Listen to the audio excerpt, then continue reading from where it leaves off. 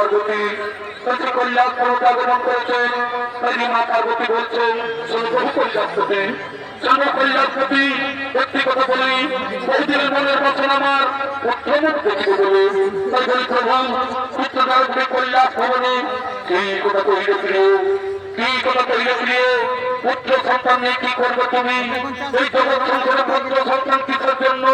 তুমি দিব্য চক্ষু করে দেখো প্রতিটি সংসারে বাবা মায়ের কি পরিণতি। মৃত্যুকালে বাবা মায়ের প্রাণের প্রয়োজন এবং তার মায়ের কান্না করে করে কি লোকান, তাহলে ভেবে দেখো না, তাহলে ভেবে দেখো না, যদি না থাকে পুত্র সন্তান তুমি কে নিয়ে ভাবো পারো, কে করিবে আপনার শান্তির পিণ্ডদান? সরল পার্বতী যোগী সন্ন্যাসী আমরা, আমাদের ঘর বাড়ি সংসার বলতে কিছুই নেই। ওই সন্ন্যাসী পুত্র সন্তান সব পায় না, যারা সংসারে এই জীবিকা নির্বাহ করে তাদেরই প্রয়োজন পুত্র সন্তানের। হাই প্রভু বুঝিয়ে তুমি নারীর অন্তরের কথা। একটি কথা মনে রেখো, বোনের পশু সভায় বোনের ভিতরে আর মাতৃকোল সভায় শিশু ছেলে বলে, ওই শিশু ছেলে তোরা মায়ের কোল শোভা পায় না প্রভু, শিশু ছেলে তোরা মায়ের কোল শোভা পায় না।